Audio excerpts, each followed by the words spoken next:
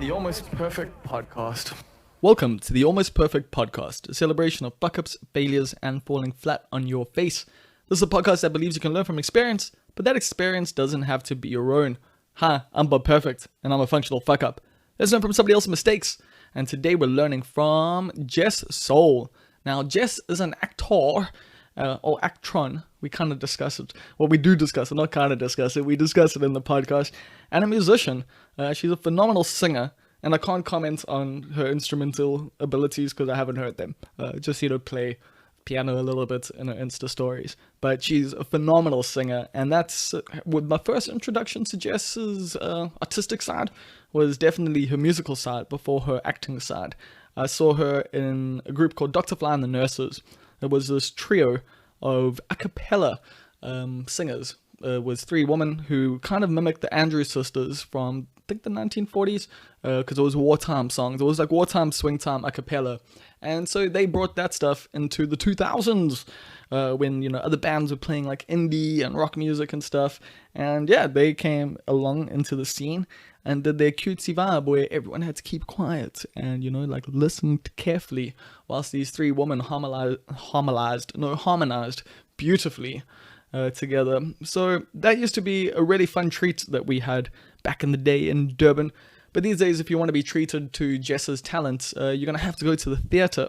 She was recently you're probably going to have to go to Joburg in Cape Town most of the time, because she was recently in the run of Into the Woods, which is a fairy tale, like, reworking, you know, like lots of different characters from different fairy tales come together, and it's pretty dark and stuff.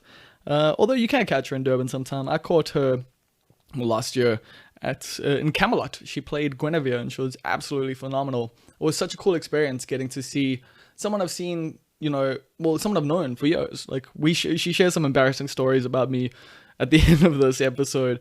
But Jess and I have known each other for years, and I've never really gotten to see her perform as an actor. And so getting to watch her perform as an actor was awesome. It was such a cool experience because she killed it. She's so good. And that was like when I was like, yo, need to interview her. And I'm glad that she came to town. She was in town for a wedding, and we managed to get this in the can. And this is such a fun conversation. I'm so happy with it. Jess is hilarious, smart, and opinionated, although we don't get into too many opinions, which I think is good for both of us, because we both still like our careers. Even though acting turns out it's very difficult. Turns out not this dream. I mean, it is a dream job, but the reality of it is quite a struggle. I'm not going to say the struggles that Jess goes through because she will tell you them soon, but you're going to go, oh, wow, I'm glad I don't have to deal with that. Probably. I mean, maybe some of the things you're dealing with at work right now are a lot more hectic. Sorry. Hopefully this brings a little bit of joy to your life, hey? Hopefully. So, yeah, man, if you want to get into acting, if you're a youngster and you're like, I want to get into acting, this is going to give you a fair representation of what it's like in South Africa, especially theatre acting. But Jess also does TV work. Like, as I said, we'll get into it. You'll hear in the podcast. But yeah, thanks for tuning in. Thanks for listening, tuning in. Yeah, it is kind of tuning in. But thanks for listening. You are listening to the Almost Perfect Podcast. I am Bob Perfect. And this is a podcast, if you don't know, if this is your first time listening, these are conversations with creative South Africans that essentially, loosely, try to get to how things work of what people do, you know, like how did they get to where they are and what are the mechanics of everything, but not in a completely mechanical way. So it's a very honest, open conversation. Think WTF with Mark Maron meets Ignorance is Blessed by Jessica Michelle Singleton. You probably don't know the second one. You should go check it out. But that's kind of the vibe we're going on here. So if you're a new listener, thanks for listening. I'm about to do this thing. I'm not actually going to do the pitch today. What I'm going to do, though, is I'm going to do a little call out to... Pow! I just shit my pants. That one's for old school podcast listeners. I just feel like we can do some things in these intros that aren't just promoting stuff. And that's just it's a little jokey joke. Or I don't even know if that's a joke. It's a callback, it's a throwback. It's It was unnecessary, but you still got to enjoy it. Because I'm not doing the pitch today. We got to 10 patrons. See, this is usually, I do this whole pitch about where I try to get you guys to do things for me. Fuck it, you don't have to do shit for me this week. Congratulations to us. There's 10 patrons on the Patreon account. So thank you to everyone that has joined that. I'll be giving one of you a case of Durban Poison. Maybe later today. I think I'll announce that later today. So 1 of 10 people are getting that. And if you want to know what that's all about, just check the show notes, okay? You're going to check the show notes. I'm not going to bug you with all the other stuff that you've heard in every single podcast before this. Today's a celebration. Shout outs to all of you. Thank you very much. And without further ado, let's get into... Oh, damn it, I was going to do a thing. I'm going to do it now. Yeah, so you can check the links in the show notes. Show notes! Another podcast call out there. Go listen to more podcasts. Anyway, here comes the Almost Perfect podcast. Here comes my podcast with a Jess Soul. Enjoy. Cool. So how you living, Jess?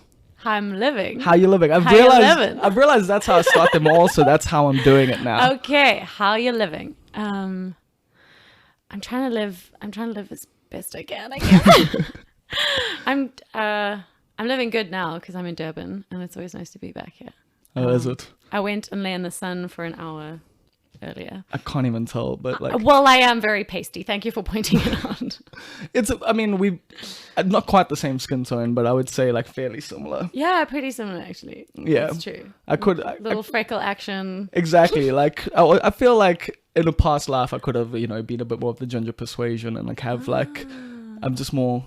Like gingers and blondes have like similar skin tones and stuff like that. It's true. It's true. Is there Irish blood in you at all? No, Welsh. My grandmother's Welsh. Was Welsh. Stubborn as she was the most stubborn person I think I've ever met in my life. Besides my sister, probably, who is very much like her. I didn't even realize you had a sister. I do. She's younger than me. Okay, so you keep her off the internet, off your socials? No, she keeps me off her. She embarrassed by you? Possibly. It's a bit of a complicated situation at the moment. Is she a teenager? No, she's 2 years younger than me. So she's 26. Oh, okay, so not even at all. No, it like, so we can't excuse it with like adolescent with the age thing, yeah. angst. No. It's just family bonds. So what brings you to Durban at the moment? So I came up for friends of mine. They're getting married, Jane and Liam from Veranda Panda. Yeah, I think people know them. People know them. And it's quite nice because I've known them both separately for like over 10 years. Oh, I definitely didn't know them separately at all. I've always known them like as Veranda Panda. As a duo. Yeah, I think.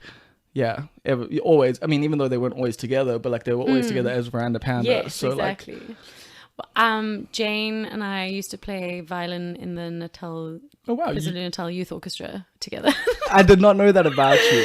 Yeah. I thought you were just a singer. Damn, I didn't know you had like other skills as well. Not just a singer, actress, but like I didn't know you played any instruments. Yeah, well, that was my main. So I did music as an extra matric subject, and I did my grade 7 violin, and then I did music theory at university. So and singing was just a sort of a fun thing on the side initially, and then.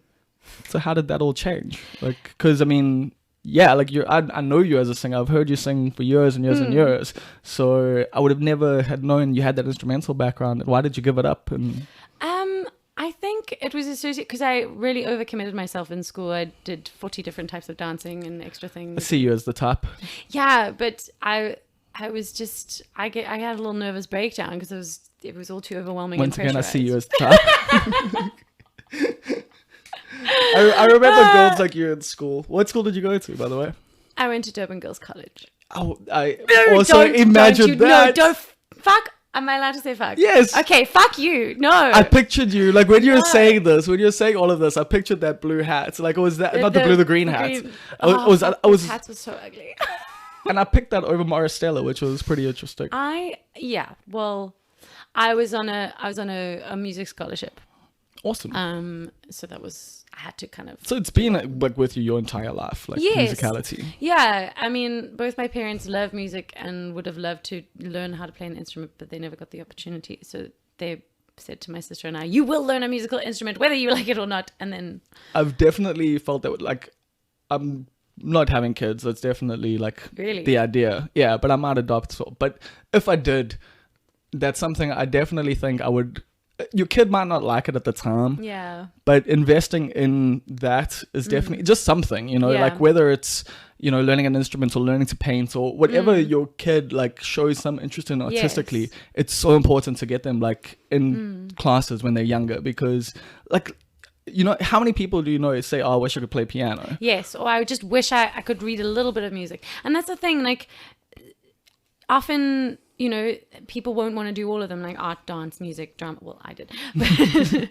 But and then they'll take to one. So you let them try everything and they'll go, cool, like, this is my thing. But music is something that's quite difficult to pick up later on in life, because the skills, auditory things are so much easier when you're younger. And there's also muscle memory to it in terms of the actual physical side of it. So, Yeah. I mean, someone like Jane is incredible at what she does because she's been playing her whole life. Yes. Like, So she's been like playing from a young age. She's super talented and got natural ability as well. And then she works super, super, super fucking hard. So Yeah. it's got to be all of it. yeah. And so these days you, like, as far as I know, don't play instruments at all. No, Or- I play piano. I do. Yeah. But like in shows or just Oh, for, no, just for fun. me. Oh yes, I've seen some of your videos. You sing. Actually, let's just get into that now. Okay. Oh my god, guys. Oh my God, guys. Like, what the fuck is up with that? Your Insta stories have become so much fun, like, to watch, just because of like that intro is just like, and the personality you're portraying, like a Kugel kind of Yeah. like vibe going on there. Yeah. So what happened with that? How did that come about? Well, so what happened was, this is kind of an embarrassing story, but I've actually never told anyone this, besides like a close friend. I used to think Instagram stories were total bullshit, and then because people go, "Hey guys," and you're like, I don't fucking care what you ate for breakfast, Oh, or that, yes. or that you like had you were really annoyed because you had to stand in a queue, or you know, like, I really don't give a fuck.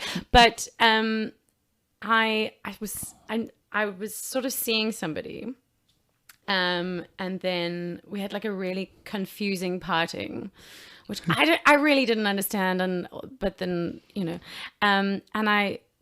it was over Christmas, and I sort of was posting a few things on Instagram, just, you know, trying it out, and I noticed that he was watching every single one, because you can see who. Yeah.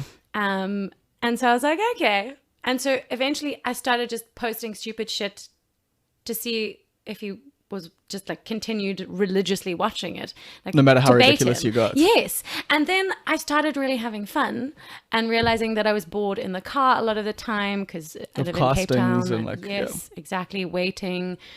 And that it actually became quite a nice sort of semi-creative fun thing to do with time. But that's how it started.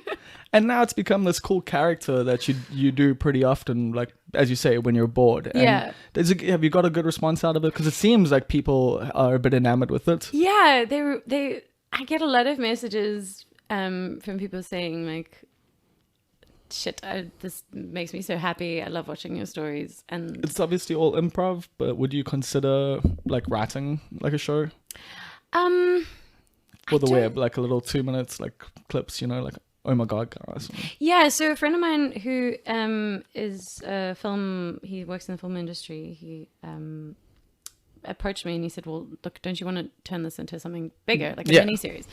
But the truth is that I'm terrified, because I don't really, I mean, so I'm a musical theater actress, and I do film and stuff, and then you're always giving life to somebody else's. You haven't written much Exactly. yourself. No. And I think it's a big step that you need a lot of confidence for. And you also need to be prepared to fail. And Yeah. like, I know, and you know a lot of others. Yeah, that's the whole thing of like stand up, like, Yeah. and it's something I hate. Like lately it's been bugging me a lot more, you know, the being prepared to fail thing. Like I haven't been as prepared to fail. I've been like, no, fuck you. I don't want tonight to suck. Like, Yeah. and I've actually just been working hard. I've been practicing my sets before I go on stage again, which I like used to do when I started comedy. And then I got a bit arrogant about it and I just started going, well, I know my jokes. And then Yeah. I wouldn't feel as like confidence on stage. Like I would be, and I'd always forget one or two things. And now I'm just like, fuck it, do the whole thing like in your lounge at home. I've got microphones to practice with. Yeah, you can listen back. And then I'll forget one or two things when I do that, and I'll know what I've forgotten, and then, you know, be able to prepare better for the show. What's it like preparing for, well, actually let's not start with preparing. Let's actually just start with acting in general. So you're saying you do stage stuff, mostly musical? Yeah, so mostly musical theatre because I sing and I dance and I act. So it just was a natural progression for you, or was it what you always wanted to do? No, I never, I mean, I had a lot of different ideas about what I wanted to do. And I decided, I did the Unilever Young Performers project when I was in high school. And that was a really amazing way to get an idea of what it would actually be like to work in theatre, because you're working with a professional director. We worked with Themi Venturis and Sharon Williams-Ross, the late Themi Venturis, sadly. You know, professional choreographers, and you are expected to behave like a professional. Obviously, you're all teenagers and you're super horny and distractible and ridiculous and hysterical. But, you know, the standard was really good, and you learn a lot. And if you have an idea, okay, well, this is what I want to do. I'm good at drama. I'm good at singing.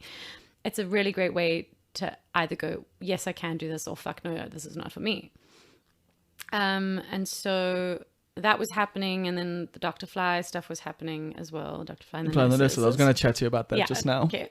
And then I kind of got to university, and I was doing drama as a major, and I was doing philosophy and linguistics, and I was struggling. Casual. Well, I've always had this like really awful conflict between interests. It's like I really enjoy being stupidly intellectual, like to the point of, you know, just you arguing for the sake of arguing. And I find that really interesting. We've had arguments like that. Yes, we have. Some sober, most not. Yeah.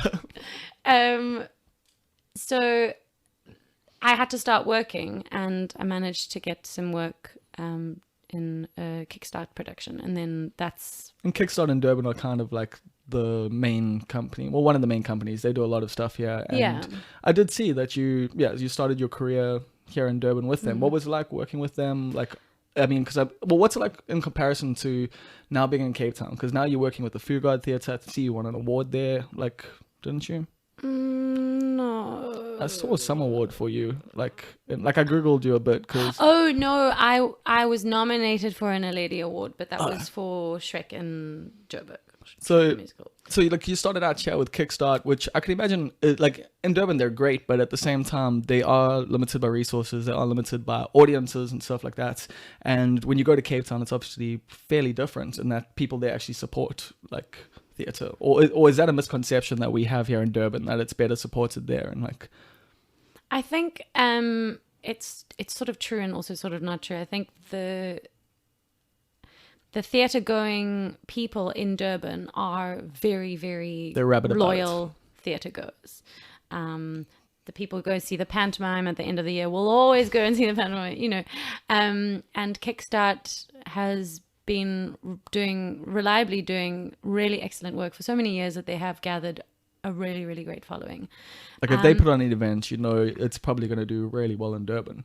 Yes. So, look, it's really hard, really difficult to make, I think, money from a theatre production unless you're doing it like a tour. So a lot of the productions in Cape Town or Joburg will do a run in Cape Town and a run in Joburg. And they're just set up like that because the production companies they all work like that way. Yeah. Whereas here it's slightly different. But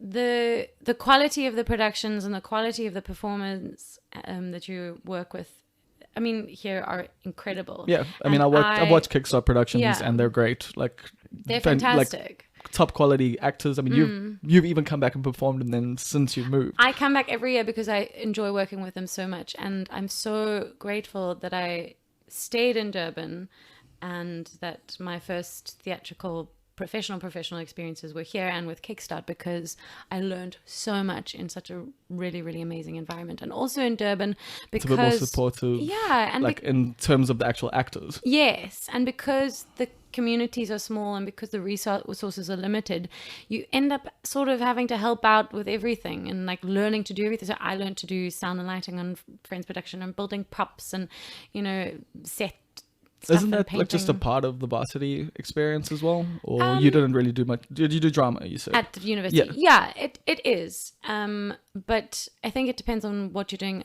I mean, I don't know too much about UCT, but I think if you're doing the sort of 4-year intensive drama degree, I don't know how much time they spend on, because I think it's acting. Yeah, because I just remember but I guess other people were doing other things, because at UKZN, like all the productions were put together by students, Yes. so the lighting would be by students. Yes. But yeah, you wouldn't switch roles necessarily. You would be the guy. You were always directing because you wanted to be a director, and you were always acting because you wanted to be an actor. Or was there like a switch over roles in the university? Yeah, it also depended on who was available. So like Okay. as a second year, you might come on, you know, and be in somebody's honors production, or you might come on and help out with sound and lighting, or, you know, whatever. And then obviously if you are in honors, then you are specializing and you. Okay, so it's at that point that you narrow things down. Yeah. But you still haven't necessarily narrowed things down. Like you're an actress. Like that's it. But like you're not even just doing stage. Like you also are obviously going for casting that you're trying to get on screen at the moment. Well, you have to. Yeah, because that's part of the thing. Like to live as an actress in South Africa. You can't just. Like I'm gonna ask you some ignorant shit here because No, like God, people no. might not know. Like No, for sure. I mean, I've got an understanding of all of this, but like yeah, that's the thing. Like, you know, maybe overseas you could be like, you know, just a stage actor and not have to get adverts and stuff, but like in South Africa that's the majority of people's work, I would say. Yeah. So you really have to hustle and do, so even if you're very successful in South Africa, you're doing voiceovers, you're doing you know, commercials, you're doing maybe a bit of television here and there, because you're doing thankfully film. like you can do the overseas stuff in Cape Town a bit, can't you? Yes, but it's so there's a lot of commercial work in Cape Town, so ads, and then the film and television stuff is mostly from Outsourced. overseas. So they don't choose local talents Well, except they for do for like mainly extras. bit parts. Okay. Like, you know, 2 lines. So then you get them. It's crazy because you get then the most talented actresses and actors in the city who are like competing over 2 lines. 2 lines in a movie. You And know? they're grateful to get it. Yes. It's so frustrating because it's South Africa. Like because the market is set up the way that it is so difficult. Like, you know, for really good actors and actresses to get quality work. I mean, it's why a lot of good actors even line up on soap operas in South Africa as their like main form of work. Like some of the best actors in this country are on South African on television. Dingo. Yeah, and they're amazing. And I mean, I've spoken to a couple of people. I've never done a soapy or a TV series. I mean, you obviously would if you could, right? Well, this is the thing. Like a lot of people say, it's because it's so nice, the structure and the stability, and you know, you're getting get a sucked into paycheck. You get sucked in, and it's 5 years later, and you've been paying the same character for 5 years. And on one hand, it's nice to have stability, but on the other hand, it can be creatively quite frustrating. Well, yeah, does that kill you? Because you play so many different like characters throughout a year. Is that what you enjoy about acting? Yeah, I don't know. I mean, I think I'd like to do a short contract, like, you know, maybe 6 a year, months or a year. But I don't know if I could do it. You wouldn't want to play the same character like year in, year out. Is there no way that would be interesting to you? I think it would be. I think it would definitely be interesting. And also, I mean, if you'd go and you do a big musical overseas. Yeah, if you travel those, you're doing that for years. Yeah, if you go and do a musical, you know, on the West End, they run for, obviously you're in and out, and they have other people coming in and understudies and separate casts and whatever. So you won't be performing continuously, but you're still performing the same character for a prolonged period of time. Yeah, and it's wonderful. So I did a run of Into the Woods, which I just finished. Yeah. What was that? So Into the Woods is a musical by Stephen Sondheim. He also wrote Sweeney Todd. Oh, amazing. Yeah, and a whole bunch of other stuff that people probably won't know unless they are Stephen Sondheim fans. He's an incredible. It's not like a Red Riding Hood thing at all. Well, it's all these different fairy tale characters. Okay, I know about it then. Yes, Yeah. that sort of come together. The narratives come together in really interesting ways. But it's like not a kids show at all. It's not. They're using these archetypes. You told me the guy who wrote Sweeney Todd wrote a show that wasn't for kids. I mean, good point. But I mean, there's not as much blood. In fact, there's no blood. Oh, there was a bloody toe and a bloody heel. But So it's still not for kids, but it's not. If you're squeamish, you can still go. yeah, for sure. There's not like spurting, spraying, and then people getting chucked into ovens, and that's Sweeney Todd. Yeah, the fun stuff. Yeah. That stuff is actually really fun. All the tricks of the stage. But yeah, Into the Woods, that it even wasn't a very long run.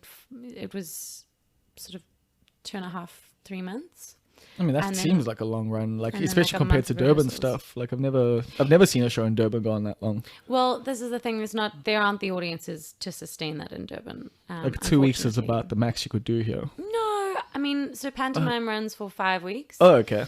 Um, Oh, but that is also Christmas. That is also pantomime. That's Yes. like there's people do take like their grandmothers go with their daughters, Yes. with their granddaughters. Like Exactly. everyone goes like as a family. So, I mean, I go with my family, so that's how I'm describing it that way. And so pantomime has an audience, so that one I can understand. But I mean, even which was the last play I saw you in? King Arthur. Camelot, yeah. Camelot, yes. Yeah, you were fantastic in that. Like, honestly, you. like, not just because you're sitting here, but I thoroughly enjoyed it. Both Paige and I were like, yeah, you killed it. Like, Thank you so much. I remember seeing you afterwards. yeah, it was the opening night, I think, and it was like, Yes. yeah, there were one or two, shaky things. Like, There always are an opening night. I can imagine. Like, it's opening night always like that, and then you guys get into your like. By like which show is it normally like it just clicks and everything's smooth? It depends on the production, and also Who you're working with? Yeah. Is it a level of skill or is it personalities? Like both. Both, and it's also how technical the production is. Usually the things that go wrong on opening night or on the first, I mean, that's why you have previews, yeah, so that you can kind of iron out all the technical stuff, so that by opening night, where all the press and industry people come, it's not a complete shit show. Yeah, but that's also why it's just the press and industry people and not like actual paying audiences. Yeah, I mean, but they're the ones that you really need to impress. They are, but also they're the most understanding True. of the mistakes on opening They're night. true, and often opening nights are the most fun because they're all really on your side. So Yeah, you're getting they the want you to biggest win, laughs, yeah. the biggest applauses, whoops, and Shit, so that's why all the shows I go to are fun because like they're always on the opening nights. I mean, it could be very different when you go and there's only like 10 people in the audience, like midweek sometime, and like God, no, please, no. It's probably one of the most depressing things is performing for a really. Sometimes you get smaller audiences that are really fun and involved. fun, and yes.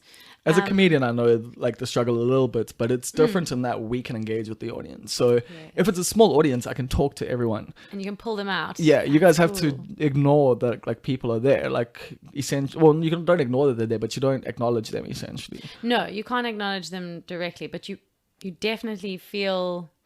So I mean, you've got to feel. Can you act towards someone? Like, is that a thing? No, but what happens is like if you've got like a quiet audience that's not very vocal, there might be a quiet audience is not necessarily not engaged. They might just be listening really hard, and then you'll kind of you kind of pick up the pace because you get used to where people laugh and where people Especially since you've done it a bunch of times. yes. like- So then if you're with a quiet audience, you might go more quickly into the next line, or yeah, because you won't- don't have that beat, like essentially. Exactly. So you do play off the audience a little bit. You have to be aware of them. Okay. I've always wondered what it's like for you guys, because I mean, we do similar things in some ways, but completely different at the same Yes. time. It's like there's no teamwork for us. There's no one else to rely on, you Yeah. know. Like whereas, and that's also I think a big risk for you guys is that you are so reliant on the other people in your cast, and like if they fuck up, you've got to pick up the slack for them. It's such a Yeah. team like thing. Like it is. It really is. And that's part of why it makes it so thrilling and amazing. You really, really have to trust the other people that you're working with because you're so vulnerable and exposed. But what's that like? I mean, were there ever times that you like didn't trust people? Have there been shows, like, you don't have to say specific ones, but like, have you not had trust in your like? Yeah, for sure. I mean, and it's generally something that you wouldn't, just because of the scale of the risk of what you're doing, it's a problem. But like, you have to be so focused and so on it. And if somebody is likely to be dropping balls, it makes it a lot more. You have a lot more anxiety around it because you're like, okay, cool, I've got to watch out and have in the back of my mind that person might not be in the right place, or might not say the line in the right, and the nuances are so specific. Yeah. So when people change things even slightly, and that does happen, it's wonderful because productions grow and you find new things. But then you have to respond to it with the nuance that they've given you. So like, because that's also the thing, if someone does have like a slight inflection that changes the meaning, your response then is a different emotional response. Exactly. And you have to pick up on that like immediately. Fuck. And that's really difficult with comedy because comedy has to be so, I'm sure like you agree, it has to be so specifically set up for it to be funny. It's so much more difficult. A lot of the time, I mean, that's stuff that I struggle with, is the performing stuff the same way because I get bored as fuck. So like, I do shift things up. I'm constantly changing my own stuff. I'm constantly like putting stuff in different places and in ways. But like, if I'm doing a show where like people have paid a lot of money and like they're expecting a good performance, I don't do any of that. You know, it is just like, this is the stuff that works and I know it works and I know if I do it exactly like this, it's going to get that exact response. Yes. Like, but there are also, like you said, there's nights where you've got to shift it, where you've got to go like, I can't tell those jokes, which you can't do. Like, yes. You can't be like, I've still got to say this joke. I know it's not going to work and no one's going to find it funny and I'm going to feel awful about it, but I've just got to go. Yeah, you can't just like, because that's the cool thing about comedy is I can just remove parts of the script like that. Amazing. Add new ones in, ad lib. Can you ad lib in plays at all? Like, it depends on the play. So also things go wrong, right? Yeah. It's live theater. Things go That's wrong. the fun of People it all. forget things. You forget a prop, and then or like you come out on stage without a prop that you're meant to bring with you. it's and then you feel like the earth that has just fallen away. It's the worst feeling in the whole world. And drying on stage, when you dry and you forget, drying is when you go blank. Yeah.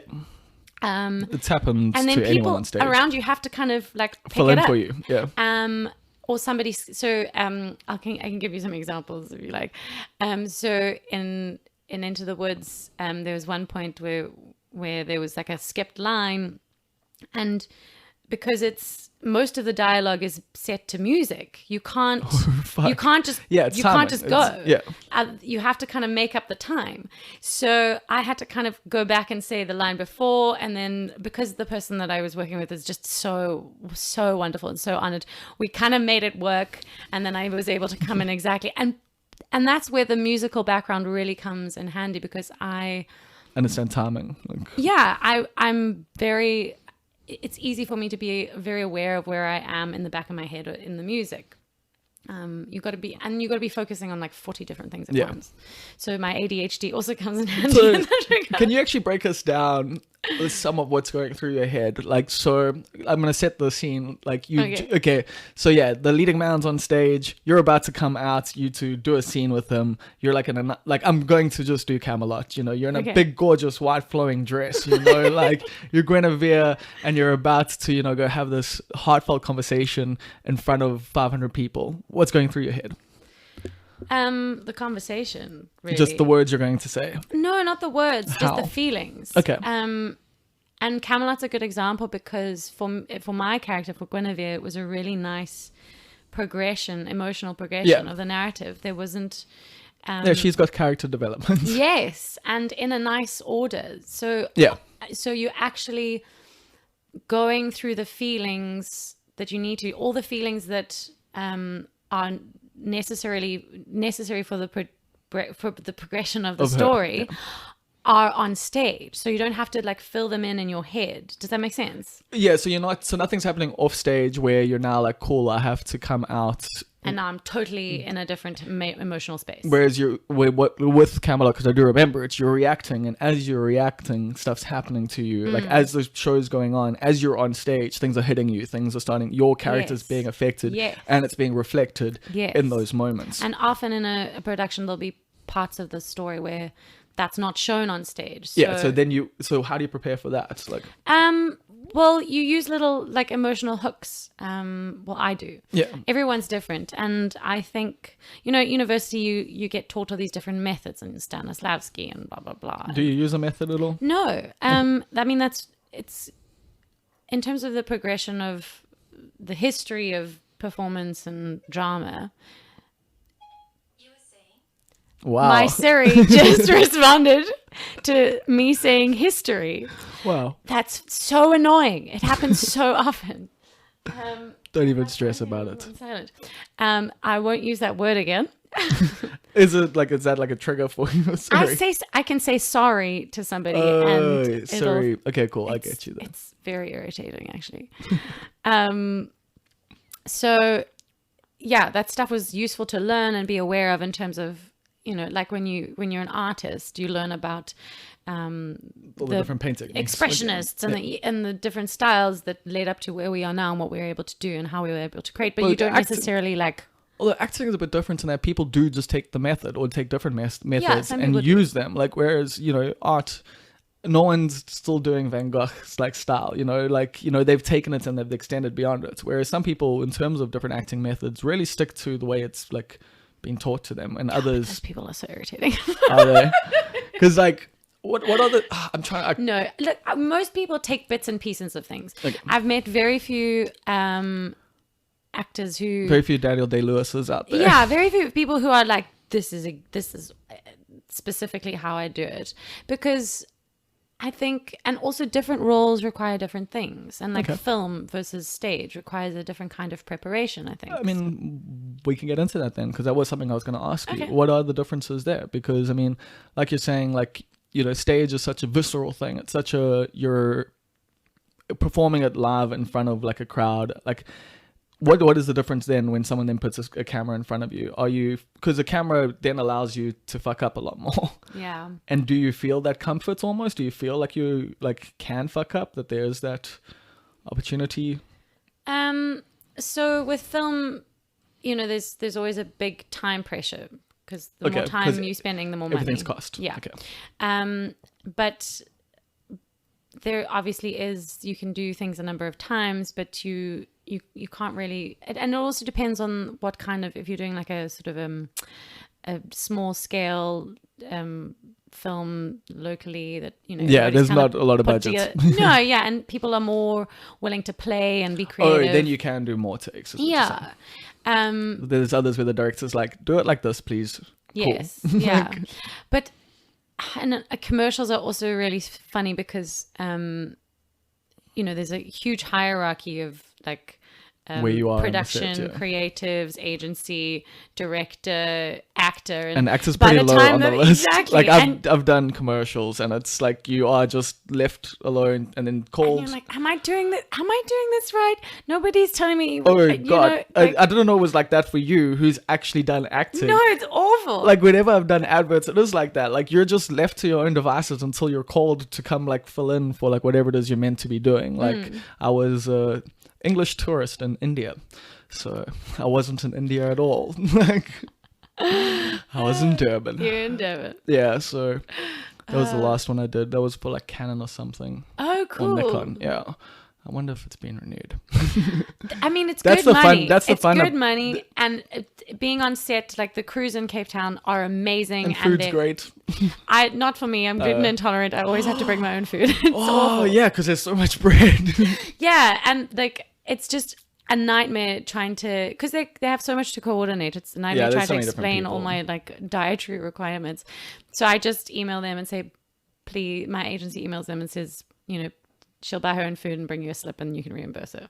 Oh, that's dope. That It works. is, and then I have to go to the craft people and be like, sorry, can you put this little Woolworths instant meal in your cooler box? And then ask them to. Do they That's ever very feel funny. insulted about it? No, because I think I'm quite nice about it, and also like They're probably used to it. It's Yeah. Cape Town. Like people have different dietary. true. But most of it is like lifestyle choice. So generally, I think people suck it up. Unless you're like a big shot on a big, No one's gonna cater to you. yeah, exactly.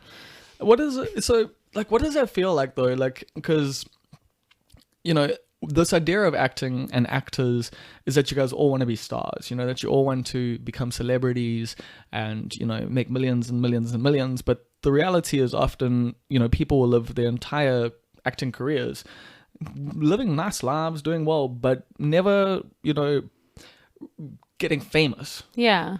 Like, so what's that like? Like, just for you, is that a concern? Are you like, do I want to be famous? Or because to me, it seems like you just want to be an actress. Like, and the fame might be a thing that could be a byproduct, but you just want to perform. Like, Yeah, you're right. I just want to do creative, fulfilling work that tells important stories and moves people.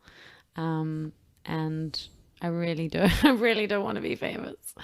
And I is think that like that's a fear for you? Like, if like, because it could be a byproduct of this whole thing. Well, I don't know, because I think you, to get to that point, You have to consciously do it. You really have to push, and you really have. And I'm not good at promoting myself. I'm not good at like selling myself. I'm quite self-deprecating a lot of the time. Which is what makes you funny and fun. Like, that's why I love like your Insta stories. Well, yes, they are self-deprecating, and I'm taking the piss out of Instagram, but I'm also taking the piss out of myself. Yeah, and out of actors and Yeah. like the whole like experience that you go through. Like Exactly. the castings, just also the backstage vibes. Like I love it. It's such a cool like look into like an actress's life. That's like, amazing. And Yeah. it's done with like a little bit of parody and just a little bit of like tongue in cheek and like Thank you. That's what it's supposed to be. But I guess like for a lot of people, fame is a big thing, and I don't know. I think that's fine, but that's not a priority for me. I want to be able to be doing good work. Obviously, I'd like to be comfortable and have some sort of financial security, which I take you don't have so much at I the currently moment. live nowhere, and all my stuff is spread across 3 different locations in Cape Town. Isn't acting just the dream job? Oh, it's such a dream. No, we're fucking warriors. Kate Normington, who played the witch in Into the Woods, said, because we were in a tiny little change room, and it's just not glamorous at all. It's sweaty. It's sweaty. It's gross. It's tough. You're all emotional because you're exhausted and you're expending so much mental and physical energy. You're all stuck together in this tiny space. You've got emotions running high at Yes, times. and you've all got to like really look after each other and really be a team. And it's like going to war. It's you kind of like get yourself together and like, cool.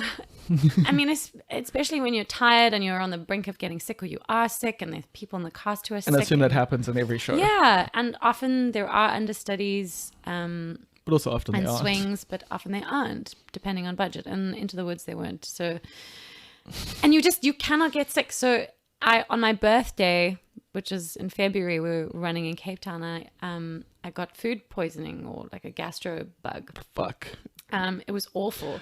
And I That's impossible to act through. Like, what do you mean? Well, if I hadn't been able to do the show, because The show wouldn't have happened. they would have to cancel the show. So we got into like the toilet between scenes and stuff. Well, like, I spent the whole day sort of throwing up, and then I got to the theater, and everyone was so amazing. They were so sweet, and they were so like supportive. And they put a bucket on each side of the stage, on stage left and stage right, just in case. And the glamorous world of acting. I love it. It's great. And the stage manager, who's a total trooper, Alyssa, she was like, okay, cool. So if you have to just run off stage, and we'll kind of figure it out. And I took like a whole lot of stuff, and I threw up before the show started, and then the whole way through the first half of the first act, in the back of my head, I was going, oh, I'm gonna, because I felt so nauseous. Like, sorry, this And is also, quite no, a go graphic for it. Like, I description. love it. It's like that feeling when it's like sitting Right just under there. your throat, and you like, it's gonna happen, and you're just pushing through, Just like pushing that through, bowel, pushing through. like just building up. Ugh. And luckily it didn't happen. And then I had this really this passionate moment with the prince, who I have an affair with in the second act, and we do a spoiler lot of alert. kissing. Well, the show's over, it's fine. If you missed it, you missed it. Too bad for you. Come to the next one. But yeah, you guys did a lot of kissing whilst you had been vomiting. And like, Well, luckily I did, You because had I some thought the breath mints, worst though. thing would be is if To I had vomit to in his vomit. mouth. That was literally what I was going. It was going through my head. I was like, this would be so bad. what do you think was going through his head? Like, Oh, he was so solid. He just like, I used to try and freak him out every day. I'd come to the theater, be like, I had a really garlicky lunch, or I was like, I bought tuna for dinner, I'm gonna smash some tuna. And he's like, yeah, come bring it. And then he'd like, he'd be sassy back. He'd be like, yeah, we had a lot of good banter about. so is like the acting community like tight knit, or is the idea of it being super competitive like a thing, or is it different between like the commercials where it's like hundreds of people casting versus like stage plays where there's a lot less, and like I Yeah. feel like the theater community, there's probably nowhere near as many actors and actresses as compared to people trying to be on films and on TV and stuff. Yeah, I think you have to be passionate about theatre to do it, because it is really difficult and because it doesn't pay well. So if that is a part of your life and that's what you are wanting Definitely to doesn't do. pay well in comparison to how much work goes into it, because like you got so much months of prep, and then like you're still performing every single show. It's not Yeah. just you guys put in a ton of work. And the actual pay is not good. And then you having to do a tour to Joburg or whatever, and they don't obviously cover your accommodation, and Oh wow. it's crazy. Anyway, but in theatre, in my experience, it is very competitive, but it's also it is small, and everybody kind of knows everybody. So it's And kind that's of a like good thing comedy in and a that bad regard, thing. and that you've got this camaraderie because you're together trying to put on a good show, but at the same time you're like, I want to fucking kill you, motherfucker. Tonight I want to be like the one that everyone loves, because that like it's dependent on you getting your next booking, is like dependent on how much better you do than the people That around makes you. sense. Like But that makes total sense. But that's very different to what you guys a doing play on or stage. like Yeah, you're not trying to outperform each other on stage. You cannot. You all like no, if you would get fired. yeah, and also like if one person is fucking up the dynamic because they're trying to get laughs, or they're trying to it messes up the entire energy of the show.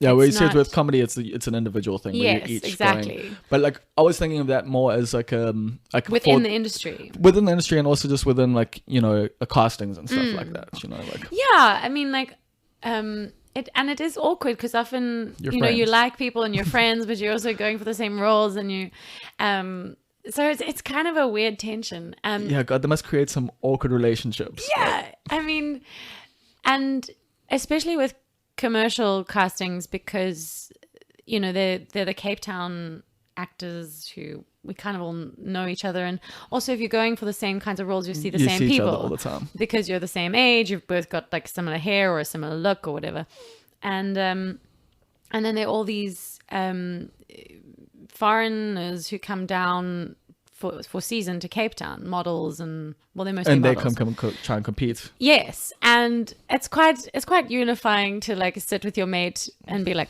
fuck, just like I wish these people would just fuck off and like go back to Europe Go back to and Europe. stop coming here to like go to trans parties come and make, take our jobs. Yeah, take our drugs and take our jobs.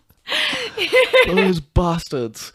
Yeah, that's. I mean, there No, are. I'm with you, because fuck them. Like, why can't they get work there? I'm sure Yeah. they can, but it's also how the seasons work, and it's also just bullshit because they can afford to like just fly here and do that. Yeah, You know? and I think often, look, I don't have a problem with that. I have a problem with the fact that I think often they're not paying tax, and they're not. Don't they? No, or something like there's like they weird pay- stuff. The tax thing for overseas works like difficult. So like I pay for tax here for work I do overseas sometimes, and sometimes I have to pay tax there because I'm on like America's system and stuff because of a lot of work I do there. So I don't know. So maybe they are paying tax on that work. It's just done Yeah, differently. Definitely. Maybe Like- they're paying tax in their own.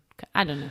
Like, what are some like the adult responsibilities of being an actress? Because like, fuck, like it's. I mean, I can imagine your day is a lot like mine. Some days, you know, you don't have to do anything that you don't want to, but you have to because you have to eat. So you have to Yes. get up, go to a casting and stuff. But Do you just want to say that my comment about the foreign models coming down is, I know, an uneducated and irrational oh, wow, response. you're worried now. But no, I'm not worried. But it's just it's kind of a fun thing to lean into when you're sitting with your friend Oh, yeah, of course. at a Like- casting. You know, like, so I don't actually think that foreigners shouldn't be allowed to come into this country and do work. Yes, we were being jokingly xenophobic towards Europeans, like, because I think that's okay. They're Yes. kind of doing okay. exactly, like the power dynamics I play in this are totally fine. If it was different, like if you picked anyone except the Europeans, Yes. that would have been a problem. Yeah. So I think you're totally Yeah, and they all come here and they get like dreads and braids and swan about Cape Town tanning on the beaches and being beautiful. They're all just so beautiful also. So I'm very bitter. They're just like gorgeous. Anyway, sorry. Being an adult. like as yeah. an What is actress. yeah as an actress? Like, what's your daily like? I mean, I assume you might not have medical aid. I do actually have medical aid. Hey, which good is- job. I got it this year, so I'm pretty like. End of last year I got. So I'm like, It's a good thing to have. yeah. I'm also in my 30s now, so it's like. Yeah, things start to go downhill. Yeah, it's like I'm like I might have diabetes, so let me just get some medical aid like ahead of time. Yes. Maybe I shouldn't have this. I'm gonna cut that part out because you know how insurance companies have been with Yeah, people. yeah. They're like, yeah. So that's cool. So at least you're making enough money to cover that. You don't have rent at the moment because No. you don't have a home at the moment. I That's don't. It's- pretty. Like, how are you managing that? I'm not really very good at managing that at the moment. It's kind of feeling overwhelming. So, you know, because I was going to be in Joburg for like 2 months and then coming to a wedding, I didn't want to move into a new place. And Yeah, because So- touring obviously that happens. yeah, and it's difficult. Like, people generally seem to make it work. And I think if you have a partner who you're staying with, it's Oh, also that makes it so easier. much easier. Yeah. But yeah, so I kind of have to try and find a space where I can leave for 2 months and sort of Airbnb it out. And if you don't own your space, You can't Airbnb out. yeah, and I cannot afford to buy a property. Not a fucking chance. Yeah, you should have gone the corporate route like Liam and Jane did. Like, they changed their lives like when they started that. Well, I know when Liam started that one company. Yeah. Like, I mean, Jane's just with the orchestra and like she's been working forever. But the Well, two. she's a teacher now. Oh, snap. yeah. I need to get them on, and I will Yeah. like once I get another mic, because then I can do the 2-on-2 interviews. But yeah, like, do you think about that, like starting a corporate company, like kind of vibes to give yourself a little bit more security? Like, that's what I'm kind of talking about, like with the adult responsibility vibes, because you're saying like it's like really difficult, A, financially, and B, you've got to tour, you got to do different things. So these are the adult responsibilities, I guess, of it all. And it would be nice to have a base and a bit more structure. I think I was teaching. I was teaching singing, which was great. But, you know, the kids can't deal with it's not fair with the instability of you going away for 2 months. Oh, as a teacher. Yeah, of course, because you want to have So someone. I had to around. give that up. Fuck. But so, and I mean, I think I need to invest in other income streams, you know, Yeah. like doing more voiceover stuff. A lot of people, waitress, if they're younger, a lot of people do teach in private capacity. And the more established you get, the more work you get doing voiceovers or And then you become the established person that people go to for certain voices. yeah, 'cause and they then know you're you can do it. able to subsist like really well. Do you have like different voices, like different characters and stuff that you can do, like for voice work? Or, Yeah, I mean, I can do different accents. It always, you know, I take a while to kind of get into it, and I need to read. I'm the not stuff. gonna. No, I'm not Please gonna. don't ask me you. to do accents. No. That's I what it's thought- subtext. No, that's what I thought. Like, I could see that. It's like what you're busy saying there was like, please don't ask me to do anything. And I wasn't going to. Don't stress. I was literally just asking, like, because Voicework's an interesting like avenue of all of this, and it's weird. I listen to a bunch of podcasts where people, you know, do that. That's their job. Like they do voice work. Like they do, because obviously in America you can do so many cartoons, so many different kinds of things. So yeah, like with voice work, how much voice work have you even done? Not a lot, and that's the thing. I need to get on. Because I can imagine like I know you being able to, like you've got good control with your voice, and you've got a good understanding of being able to modulate your and create different characters with it, and I think one of the biggest issues for me in this job is not being confident enough to like push myself and put myself out there and be like, hey, I'm looking for this kind of work. Give me some work. Weird. Why? I have thought a lot about it. And it's the only thing about this career, because I can deal with the instability and the moving around, but the insecurity. Just the inability to kind of punt myself as a brand. But is that not from an insecure standpoint, or is that causing something? Is something else causing that? I think definitely insecurity plays a major role, but it's just never been something that I felt comfortable doing. Like a lot of people are better at self-promotion. Yeah, and they know that they're just doing it because they know that they have to, and they don't necessarily like it or believe. That's the thing with like Hollywood stars though, is like I think what sets them apart is that charisma, that being able to turn it on. Like I look at someone like Ryan Reynolds and I'm just like, fuck you, man. Like how are you always charming, like constantly, like just forever and ever, as long as a camera is on you, you are just like the best version of yourself. Like how is that possible? Like I think it takes a lot of confidence and a lot of also work, and you've got to like sit down and have those chats with yourself. Is it not acting itself? Like just like projecting like this different version of yourself in public, like, maybe. I definitely. I mean, do you ever find yourself doing that? Like acting in real life? Well, I play silly different characters or put on stupid voices, but I mean like all in your versions of myself. Yeah, but I mean like in real life, do you ever find yourself like, I don't know, just in like weird situations where you're like, I'm acting here? Oh no, I'm terrible at lying. I am a terrible liar. I don't mean lying. Like, but like I'm terrible. If I feel awkward, a terrible liar? No, well, this is the weird thing. If I feel awkward, it's very obvious, and I just gotta acknowledge it and bring it out in the open. Or if something's on my mind and I'm feeling anxious about an interaction, I just go out and say it because I know I can't kind of hide it away. So I think it comes with being. I'm fairly sensitive. I'm fairly, emotionally affected by what's going on around me. And that's, I think, what makes me, I think that's one of the reasons that I can do what I do. Well, that's what I'm going to say. So is acting a way to channel all of that? Definitely. I mean, you need to be emotionally intelligent to a certain extent to be able to portray. I don't know, I've seen some actors that don't seem that emotionally intelligent, and they're still fairly decent actors. But I think fairly decent and good is different. I do agree with you there. But also, I feel like a lot of people who get on TV are fairly decent and not like necessarily good. Well, there's certain like tools that and sort of techniques that mean that you can get away with.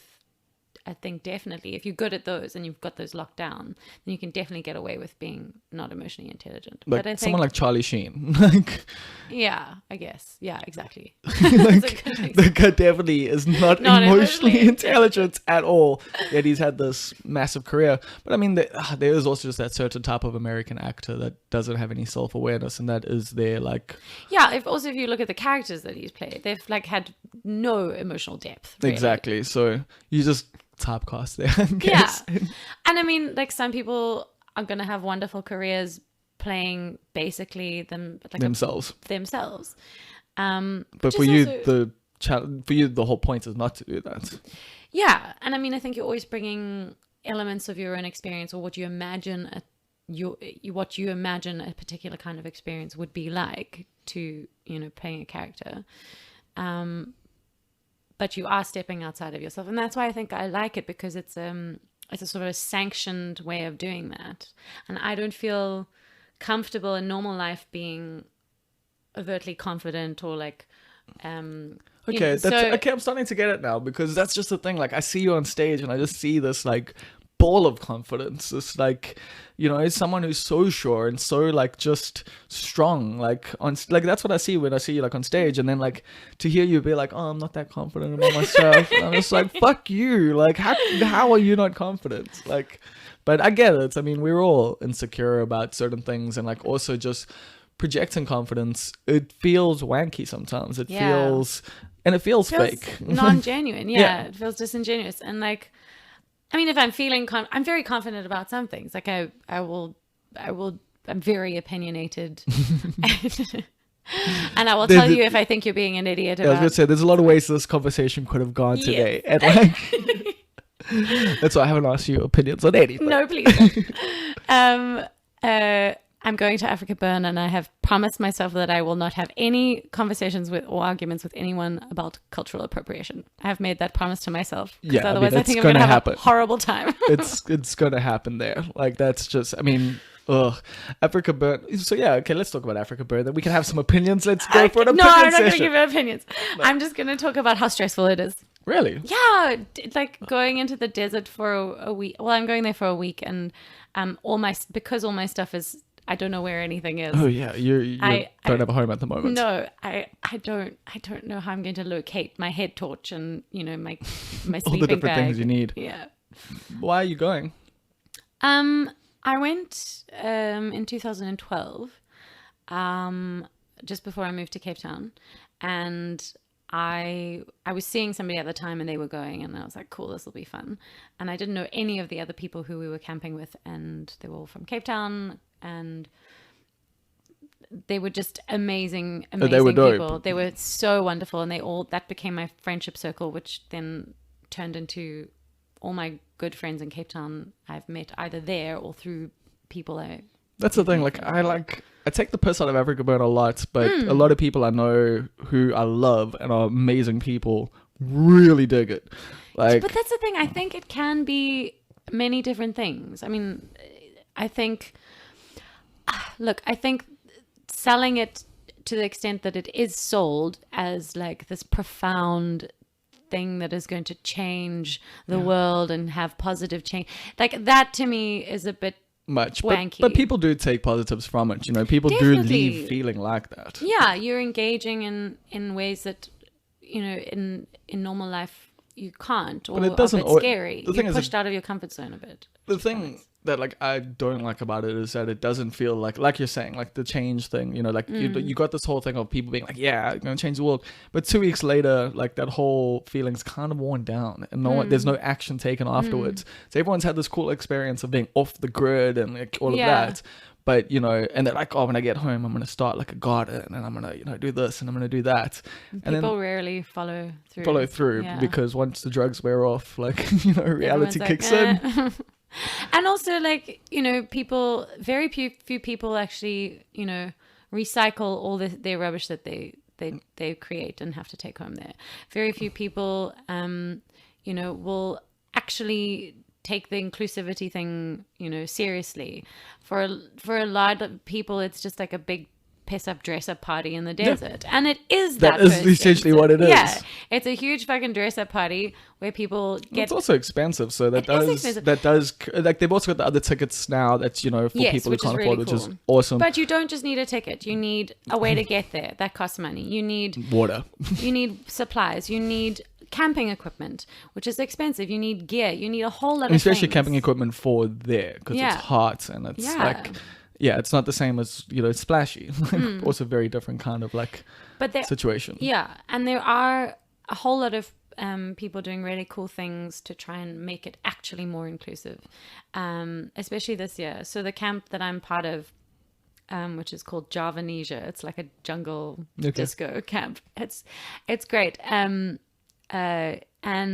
they've got a whole lot of people that they have subsidized their presence at Africa Burn. That's awesome. Because people pay to be at the camp. Yeah. So they, which they don't make any profit out of it. But it's just to cover the cost of everything. Some water and infrastructure, and they've got like tents and. It's a mammoth thing. It's a huge thing. So my boyfriend, that's his his brother's thing. It's their camp. They're going up. His brother went up yesterday to go and start building. because He's going up on soon, Saturday. isn't it? It's crazy. Because it was Splashy last weekend, so that means Africa burns in a week or two. Yeah, it's. Okay. I'm going up next week, Tuesday. Okay, because I always remember that little overlap. yeah. And so there are people who are actually trying to make it properly inclusive, to the extent where they're providing like equipment and tents and that sort of thing. That's amazing. Yeah. See, now that I like that, and you know what? So like at least. So obviously it's going to have the negative parts, but that's still better than 90% of festivals and 90% of things that like have this thing of like we're trying to be inclusive and then they never really do anything about it. Yeah. This is people literally taking action. So I can get on board with that, as much as like I know some people listening now are like, Bob, you're changing your mind on Africa. But no, I still think it's a little wanky. But at the same time, but it is a little wanky. It's like I don't need, that to get naked and like take acid. No, like, I know you don't. And I can do that anywhere. Yeah. So but I get it. Some people Let's need talk to about go how to many the times I've desert. seen you naked. Fuck, how many times is it? That used to be like a marker of if her jaw was like a really good jaws. Did Bob get naked? People are learning things about me because I'm allowed to say that. Oh, of course. Okay, like great. it's fun because like I haven't been that person in so long. Like I know. I seek attention in other ways now, and that was also like just trying to be comfortable with myself thing more than like it was a lot of different things that was going on there. Like I was young, my mind was a lot of different places, but it was just that we should all be naked. Like Yes. it's freedom, but then also it's fuck, this is a party. Yeah. No, it was great. It was great. I mean, and because those parties were always like, there's the homie and you know everybody and we all go So to the you same can parties. be more comfortable like that. Yeah. And like, although I did do it at a few gigs. Like I've staged up naked once or twice, which is How did that go? not well. Like, if I'm honest. I mean, but people groping you and like passing you along while you're naked. Oh no, people just dropped me. Well, they were like, ew. Yes. Okay. Oh Yeah. my God. If it was a girl, I think it would be different. But like as a sweaty dude, like people They're like, were nah. not, they were not No, having it. Thank you. We'd like to return this, please. Yeah, very much so. Fuck, man. Yeah, it's also been the fun part about this podcast because I've chatted to so many people and we just discussed, the history of things. And like I've known you for probably a decade at least. Yeah. Like, because I remember Dr. Fly and the Nurses. You brought it up like earlier, and that was this a cappella group that you had with Sophie Baskin and Amy Saville. Amy Saville, and then yes. she moved to Cape Town, and we had another lovely lady called Natalie Sharma who came on as our alto. So what was that vibe? Also, like I'm quickly going to check my phone because there's a listener question that I've got to ask you. Okay. But yeah. So Amy, Sophie, and I got really bored with this, the kind of stuff that we were doing at school, and we started messing around in the music room at break times doing harmony stuff, and we fell in love with the Andrews sisters, who are 3 women doing 3-part harmony stuff, and we didn't have access to any. I mean, I play the piano, but so we just started You doing don't it have a access cappella. to instruments. A cappella means without accompaniment. So just 3 girls singing in harmony, and you guys did a lot of covers, a lot of it was very old school swingy. a cappella swing, and we mostly did covers of Andrew Sisters songs, and then we did our own versions It was of. very cutesy, very like it felt like like wartime. Like, and we did we had little moves yes, choreographed. that was exactly why you guys did the whole thing. So it felt like. If you I'll describe for people like if you watch movies and you see people going off to war and like you have like the woman like doing those kind of dances and like singing like those kind of songs, like I was very much within that vein. What inspired you guys to do that though? Like, well, the Andrew sisters were that they were a wartime Second World War era swing group. I mean, because that was the popular music at the time, and a lot of. But why did that inspire you guys in particular? I'm trying to remember. Well, I guess we were 3 girls. We were singing in harmony, and we wanted to do things that were a bit fun and a bit different. And it was fun and we different. started like a lot of stuff. I think when you start to create music and you're young and you start a band, you start by copying things. 100%. Exactly. You start by playing covers of things, and you pick up something and you're like, oh, cool, this could work. But it was quite well received. Was it a good thing for you guys, and especially for you at that age, to get that experience like, in front of different kinds of audiences and different kinds of stages? Because it's not like theater, which is pretty much standard. It's just about size. Whereas you were doing like little cafes or doing splashy fan main stage. So it was very cool, especially because it really was an entry point into performing professionally in that regard for me. We'd mostly just done little stuff at people's sort of events and private events, and then I remember Fire Through the Window. Do you remember? Yes. They were like, please come open for us at our birthday party. That was the launch at the Willowvale. Yeah. Yes, that was the first time I saw you guys. Yeah, cool. So that makes was sense. The first time we played like. I loved the Willowvale, but yeah. Oh god, it was so fun. That was the first like sort of gig that we played, and. I mean, we were still in matric, and it was wild. It was so much fun, and then people really. It was such a weird thing because we were coming on just 3 girls singing at these like loud, hectic, with rock parties, bands, bands, and you had everyone had to be attention. Quiet. Everyone would just shut up and listen, and sometimes they would sort of like Click click their along fingers, and like and like sort of like wiggle a bit, and even at Splashy Fen, and it was in the beginning it was terrifying because we didn't know how people were going to respond to and yeah, they just loved it because it was so different, and it was so different in that context. Like, and also you guys were good. You were in harmony, which is a cappella is so hard. Like I don't think people really understand like how difficult that is to do because everyone has to be perfect the entire time. Like there's no instruments to hide your imperfections. Exactly. Or to keep you in key. Yeah. Oh yes, I didn't even because how do you keep in key there? Like well, we had a little you would. Yes, you would always. And we'd do the ding ding ding. And we'd get our starting notes like that. I hadn't even thought of that. Damn. Like so that's why you guys are doing that carried in the around a beginning. little glockenspiel, which we stole from the music department because we borrowed it. I think and a lot then of music forgot departments to have contributed to bands. Yeah. And yeah, so we just got our notes, but then you also and you have to be in tune with each other, Yeah. Yeah. And also, in a lot of different ways, like not just vocally, but like as a band, like you've got to like get along and like. Yeah, we had a good dynamic. I was always accused of being a bit OCD about the technical stuff and like this note shouldn't go here. Were you? I was. I do get bossy. So. Would you get into directing like as you get older? A couple of people have said to me that because I'm bossy and because I'm a perfectionist, that I should think about maybe doing that. But I think it's something that you have to have a passion for. Yes, but also that you have to kind of do when you're older and more experienced. I don't think I would do it now just because I feel like I have a lot to learn. Like, is that the natural progression especially in theatre, I would say? Because like film, it seems you can... if you're really talented and really lucky, become a director fairly young, like in life, like, in your 30s and stuff like that. But theatre definitely seems to be more 40s, 50s that people start doing that. Yeah, I mean, I think it depends on the person. Like, just also for me personally, I don't feel like I have enough knowledge about it to be able to. And then you start off obviously assisting and assistant directing, and then you learn more about it like that.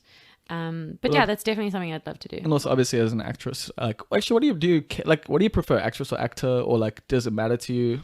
I prefer actor to actress. Jane actually coined the term actron. Actron. Because you got waiter and waitress and then you got waitron. So, and it also sounds kind of like futuristic and cool, or not cool, super nerdy. But it's appropriate. I'm a big dork. But like, I don't know. There's a lot of conversations about, and different people prefer different things. But I prefer to use actor, but because you hear actress so much, it just becomes a part of it.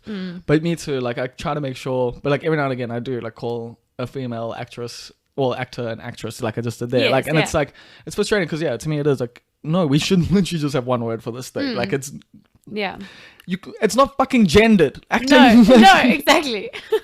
being an actor is not gendered. No. Oh, it's so silly. Okay, I'm going to ask you a Patreon question. So this Okay. is a thing. If you are listening to us right now, you could ask a question on this podcast one day.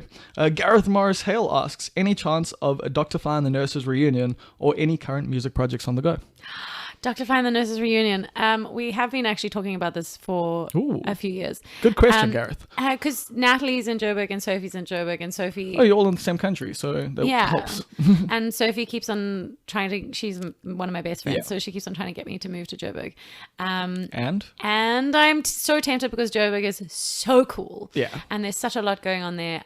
So I think if we did all end up in Joburg for a significant period of time, that would definitely be something that I think, at least for ourselves, for a fun vibe. Yeah, we'd love to do.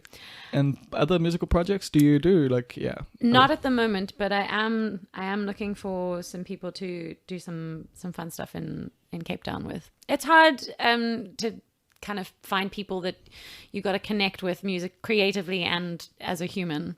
And I also don't. I mean, I didn't study in Cape Town, so. You're excluded have from met- those circles a little bit. Yeah, I have met a lot of people who I would be interested in doing things with, and so we'll see. So we'll see. There you go. Cool. So yeah, that was the listener question. I'm pretty stoked that it got like good answers. Like, yeah, like right. Because it's the first time I've got it down. Like I asked a listener question once before on this podcast, but that podcast can't be released due to contractual problems. Oh, 'Cause really? the person's on a TV show.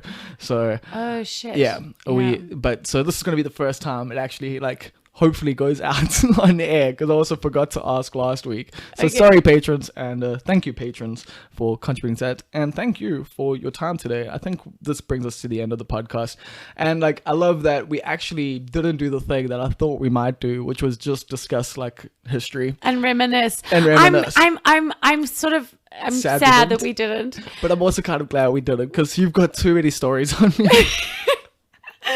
I remember the first time I saw you Okay, do stand up. fine. One story. Fine, The let's first go. time I saw you do stand up was at Splashy Fan. Oh, it must God. have been. It must but have been that like was 2005 or. I've got newspaper articles about that one, so It was the talk of the festival. Everyone was like, "Did you see that?" I was like, walking around and people were pointing outraged. at me. Like it was so. people were I pointing felt and whispering. It was a very weird. I was worried people were going to attack me. Like genuinely, like I was worried people were going to get violent. It got to like that like level. Because for those of you who don't know, I swore God on Easter Sunday, like on stage as a comedian, and I was telling people to boo me. It was very antagonistic. It was very you like, were really like quite like it was interesting. it was definitely interesting. Yeah. Like, It was quite brave. I'll say that. And But I'm stupid. Incredibly stupid.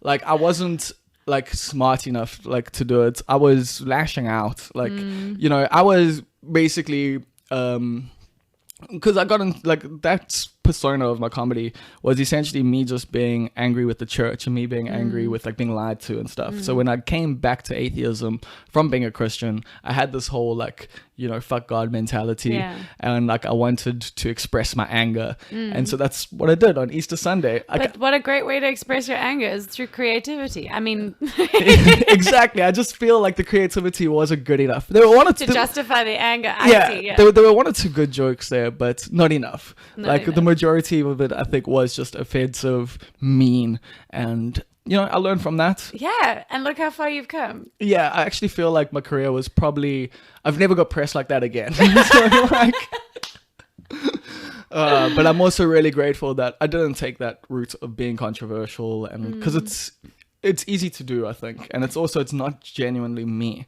Like I do have genuine opinions on things, and so which are different and can be controversial, and so that's what I'll do. But I'm not going to, and that I was seeking controversy. Yeah, and it's a different thing, I think, to do it for the sake of doing it. It ends up not being constructive. Exactly, and that's the difference. Is makes I people do, defensive. and that's the thing. I want my comedy to be constructive now. I want it to be a thing that people do. Like, if I'm arguing against religion in my jokes and stuff, I don't necessarily want to offend you. I don't mind if you're offended, but my goal isn't to offend Yes, you. Whereas exactly. before, my goal was to offend you.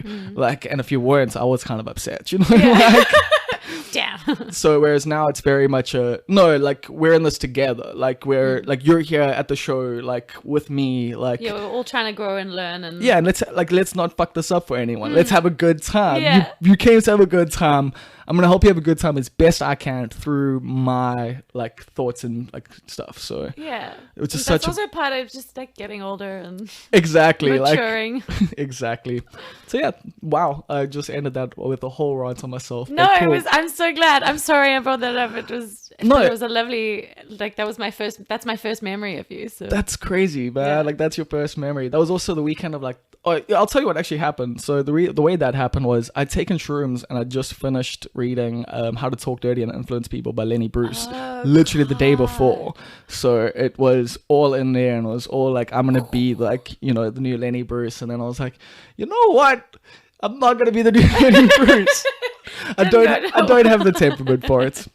Actually, yeah, what's next on you other than Africa Burn? So, finding a place to live, probably. Finding a place to live. I've got to have. I don't know if you can hear, but my I voice don't is a think bit anyone will be husky. able to tell.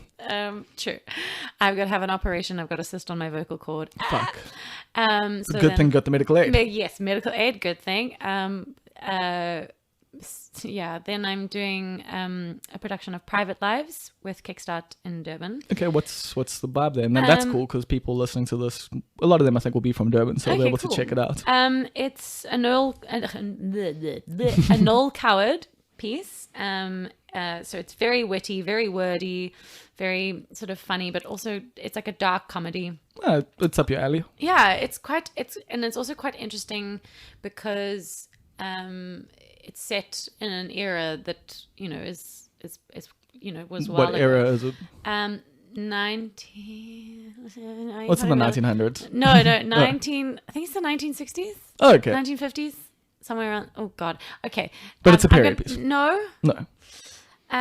Okay. No, I'll have to come back. Just Google it. Fuck's sakes.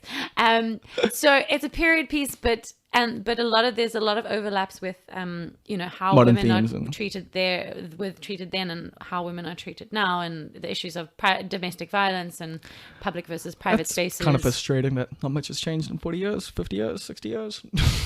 But a lot has as well. A lot has, but also a lot hasn't. And that's also what's cool is that like at least you can still find those concurrent themes and go, see, yes, we've come so far, but we haven't. So, like, yes, yeah. we've got so far to go. Yeah. And I think that's what we need to keep telling ourselves, that we're doing great, but we need to keep going. Yeah, so that's really fun. It's a four-hander. It's me, Stephen Stead, Oh, nice and small. Claire Cool. Mortimer, and Ian Ewok Robinson. Yeah, and do you well, yeah, what do you like? Not what do you enjoy more, but what do you enjoy about smaller shows and what do you enjoy about bigger shows, or bigger productions? Smaller shows are sort of less hysterical because they're fewer personalities. Okay. Although there are a lot of big personalities, Stephen, Claire, I and Ian. I mean, I know, That's a lot of I know things. you and Ian in a production must be entertaining. Like, I'd love to just be like a fly on the wall just for you two. I'll do but, lots like, of Instagram stories. Perfect. If you want to follow me, I'm at oh my god guys with a G with a Z. Sorry, my brain is fried. I'll put your Instagram vibes on here. So yeah, when's that gonna run? It's in October. Oh, cool. So This that's year. still like Yeah. later in the year. Yeah, and then I'm doing a production of Rocky Horror Picture Show. Is that a fun one to do? Yeah, it's gonna be so much fun. Did you grow up watching the movie? I did. Have you practiced it 1,000 times? Yes, I know all the words to the songs. Yeah, and that's going to be fun because I'm a member of the ensemble. I'm a phantom and or whatever. So a lot so of you don't even dancing. have to like be like a main. I'm understudying. I'm the first cover for Janet, so that is a lot of work. Because you're learning two tracks. Like, how much does that suck though? Like being the understudy whilst also having a role? Because yeah, you're doing double the work, and you might not even get to do the thing that's the most work.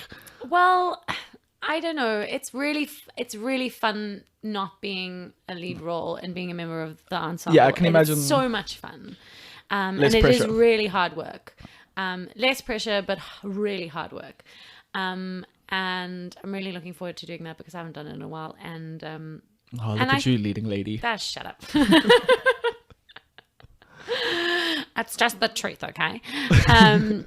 But I mean, understudying, like in a long production, generally, if there is an understudy, you You go do on get to because someone's people gonna be get sick. tired and they're trying to avoid getting sick, so they'll Take an hour or two off. yeah. So hopefully, I will get Another two to do that. an hour And or two. like that, okay, now that sounds like the best of both worlds Yes, instead of being like exactly. the worst.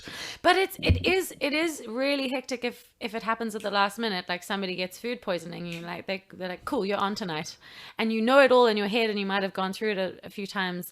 But you haven't actually acted it. You haven't No. actually like performed it. And No. that's and what's it like performing something for the first time? Well, this will be the last question. What is that feeling like of just like, so you've been practicing, you've been learning the lines, you've been going over, okay, when I do this, I'm going to do it like this. You've even performed it like with, in practice, but now you're about to do it for the first time. What's For that an like? audience. Yeah. It is thrilling and terrifying. Like, do you always have goosebumps like that first time? Yeah, it's always nerve-wracking. And I think I've met very few older, more experienced actors who don't still get a little bit nervous. Then that can't ever go away. Like, No, because it's always high there's risk. always so much that can go wrong. Like in one of the first performances of Into the Woods, the guy who was acting opposite forgot a prop. Because keeping track of all your things and your props, Oh, yeah, and, that was- and I especially was gonna Into ask the about Woods, that, but yeah.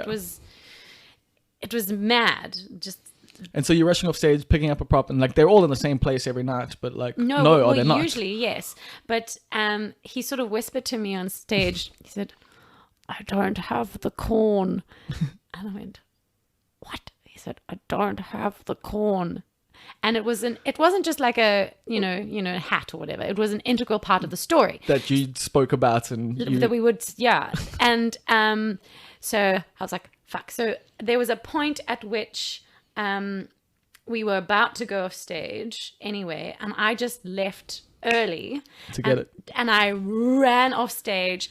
I ran behind the stage and into the dressing room. And as I was running, I was sort of like looking out of the corner of my eye, and I ran to his station, which is where you sit at your dressing table in the dressing room. And it was on his dressing table. I grabbed it, Quickly ran ran back. If somebody had been in the way, I would have mowed them over. I just ran on stage right at the last minute. It was amazing. It was ridiculous because he had to go on stage, and I thought, well, okay, he has to be on stage. I'll go get it because I'm less important in this scene. And So luckily it was all you fun. do improv a lot like in plays, yeah, like, you 'cause do. you have to. You do actually. Okay, and I know I said that was gonna be the last question, but this one's actually going to be because I've always wondered costume changes. Yeah. How the fuck? Well, okay. So usually It's too quick. Like I like the fuck like some plays I've seen like it's in, like you like I don't know how like it's literally magic. yeah. So Shrek was the most stressful one because as changing gotta change colour. into an ogre. Yeah. And usually, so you have people helping you. Yeah. If it's a really quick change. And everybody's got a very specific job that they do the same. So you got like one every person putting night. your shoes on, one person putting the dress. Yes, one, and you do it okay. in the same order. You kind of figure out what the best, most efficient way of doing it is, and then you do it in the same order, exactly the same, and the same people do the same things every night. And then it works, and then you get it down, and then things go wrong, obviously, like a zip breaks, or something gets caught, or like your wig goes on backwards, or So is that what keeps it interesting? Because I was going to ask, do you ever get bored that it's the same thing every night? Or is it No. never the same thing every night? It's never the same thing every night because the audience is different.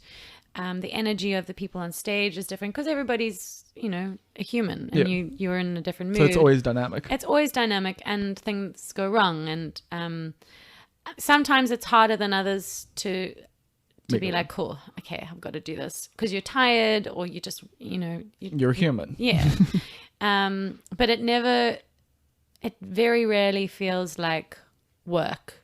That's a good place to be. Yeah, it is lovely. I feel very, very lucky that I'm able to do this. I'm in a very fortunate position to being able to do something that I'm passionate about and that I love. Cool. Well, I think that's the perfect place to end. You are quite fortunate, you are quite lucky, and you're very talented, and I can't wait you. to see you perform again. And I would want to see, oh my God, guys, the web series. Like, I definitely want to see that. Like, we'll chat off cast, but yeah, thank you so much. Thank you so much for having me. This has been super fun.